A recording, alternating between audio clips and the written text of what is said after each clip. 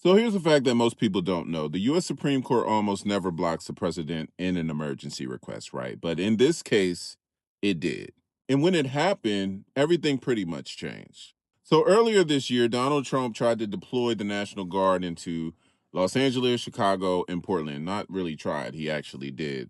And it wasn't because the governors had asked for help. It wasn't because states requested assistance. It was literally because these were democratically led states. They had visible protests and they openly challenged authority. Now we have governors like Gavin Newsom and J.B. Pritzker, who was like, absolutely not. They basically said that the president does not get to send troops into their states just because he's politically angry.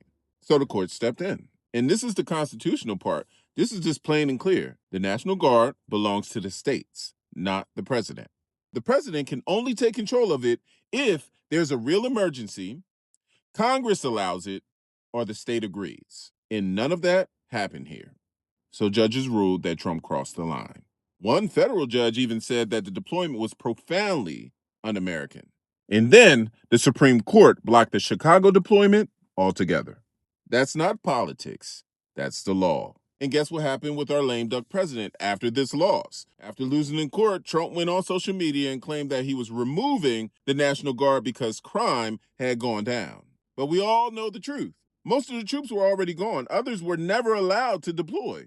And the Justice Department quietly dropped the legal fight. Trump didn't end the deployments. The courts did. And then Trump added this. He basically warned that the troops could return in a much stronger form if crime rises.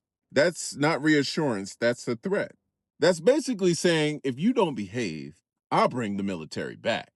That's just not how public safety works.